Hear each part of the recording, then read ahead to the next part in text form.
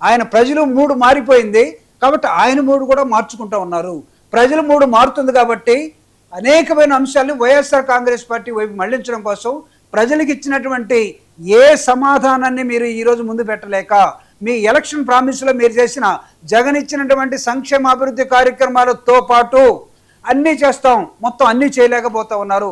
సంపద సృష్టి జీరో, మనుషులను ఇప్పుడు పిల్లలను పుట్టించమంటున్నారు. ఆ సృష్టి జరగాలనుకుంటే ఇంకో సృష్టికి మీరు నాంది పలుకుతూ ఉన్నారు. ఈరోజు రాష్ట్రం మొత్తం కూడా ధరలన్నీ పెరిగిపోయి రోజుకి ఏం పెరుగుతో తెలియని దశలో ప్రజలుంటే మీరు మహానాడిని కూడా పెట్టుకొని జగన్మోహన్ రెడ్డి గారిని తిట్టడం, మీ మహానాడు సందర్భంగా జగన్మోహన్ రెడ్డి గారి పిఎస్ని వాళ్ళు సిట్టి వాళ్ళు అరెస్ట్ చేశారు, ప్రశ్నిస్తున్నారు, ఒక పుకారుని లేపేశారు. నాకు కూడా తెలియదు కాబట్టి నేను దాన్ని కన్ఫర్మ్ చేయలేకపోతున్నాను. మీరు లేపారు కాబట్టి నేను చెప్తున్నా. గాదనుకో లేకపోతే తులసిరెడ్డి గారికో లేకపోతే మన అడుసుమల్లి గారికి ఏమైనా తెలుసుంటే చెప్పాల్సిన అవసరం. అంటే డైవర్షన్ పాలిటిక్స్లో మీ మహానాడుని ఎవరు క్వశ్చన్ చేయకూడదు, మీ మహానాడు వైఎస్ఆర్ కాంగ్రెస్ పార్టీ ఒక మీటింగ్ పెట్టుకోకూడదు, ప్రతిపక్ష రాజకీయ పార్టీగా ప్రజల పక్షాన గొంతుగా వైఎస్ఆర్ కాంగ్రెస్ పార్టీ మాట్లాడకూడదు. మాట్లాడితే ఇదిగో తొందరలో జగన్మోహన్ రెడ్డి గారిని అరెస్ట్ చేయబోతున్నాం. జగన్మోహన్ రెడ్డి గారు టచ్ చేసి చూడండి. I'm throwing a challenge. Me 99 TV ద్వారా నేను ఛాలెంజ్ చేస్తున్నాను. ఎందుకంటే 2 సంవత్సరాల నుంచి మీరు ఈ స్టోరీలే కదా చెప్తుంది. ఆఖరికి 2 సంవత్సరాలు ప్రభుత్వం ఎటుపోతుంది, ప్రజలకు ఏం చేస్తున్నారు మీరు అడిగితే మీ దగ్గర సమాధానం లేదు. కాదు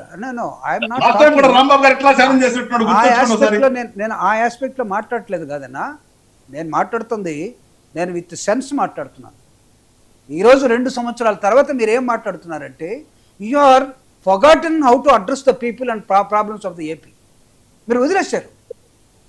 తులసిరెడ్డి గారు అపోజిషన్ పార్టీలో అద్భుతంగా మాట్లాడగలరు. అనేకమైన సమస్యల్ని ఆయన ఈ వయసులో కూడా టకటగా మనందరికన్నా చాలా స్పీడ్గా లెగ్గా చెప్పగలడు.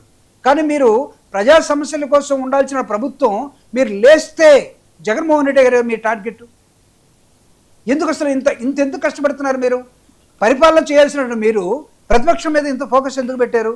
అంటే ఒక ప్రజాస్వామ్యంలో ఇంకొక రాజకీయ పార్టీ నిర్మూలించబడుతుందా, ఉండకుండా పోతుందా, ఉండాలని మీరు కోరుకుంటున్నారా? Is it a fundamental principle of the democracy? ఒకవేళ అవును అనుకున్నారు అనుకోండి, ఒకవేళ మీరు ఏదైనా చేద్దాం అనుకున్నారు, ఎన్నిసార్లు చేస్తారు? 2 సంవత్సరాలు 365 + 365 ఇన్ని రోజులు ఇంకెన్నిసార్లు చేస్తారు? సోసిరెడ్డి గారు ఏంటి బల్ల గుద్ది సవాలు విసురుతున్నారు, టచ్ చేసి చూడమంటున్నారు, అరెస్టులు ఇవన్నీ తర్వాత సంగతి ఏంటి అంత కాన్ఫిడెన్స్? పులివెందుల జెడ్పీటీసీకి కాపాడుకోలేకపోయారు, పులివెందుల జెడ్పీటీసీని.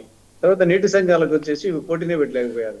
కాబట్టి అంత సీన్ ఏం లేదు. కానీ ఇక్కడ నాకు తెలిసి వచ్చేసి రేపు కోర్టులో నిలబడదా అనేది వేరు. కానీ దీంట్లో 100కి 150% మద్యం స్కామ్ జరిగింది. నేను ముందే చెప్పినట్టు ఇదేం కొత్తది కాదు. అన్ని ప్రభుత్వాలు ఎంతో కొంత చేసేటే, దాంట్లో దొరికితే దొంగలు దొరుకుతుంటే దొరకదు. ఇక్కడ ఖచ్చితంగా ఇక్కడ ఆల్రెడీ ఇప్పటికీ అరెస్ట్ చేసిన వ్యక్తులు వచ్చేసి సామాన్యులేం కాదు.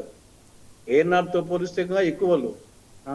ఓఎస్టీ వచ్చేసి కృష్ణమోహన్ రెడ్డి కానీ, ధనంజయ రెడ్డి కానీ, వీళ్ళు చెవిరెడ్డి భాస్కర్ రెడ్డి, అందరూ వచ్చేసి గోవిందప్ప, ఇంకా వచ్చేసి కేఎన్ఆర్ కంటే ఇంకా ప్రముఖమైన వ్యక్తులు వచ్చేసి ఆయనకు దగ్గర వ్యక్తులు. బట్ కేఎన్ఆర్ కూడా పిఏ.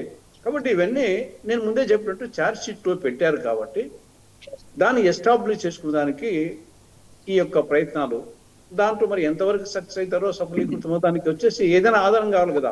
దానికి వచ్చేసి ఆరోపణలు వేరు, కొన్నిసార్లు జరిగినా కానీ దానికి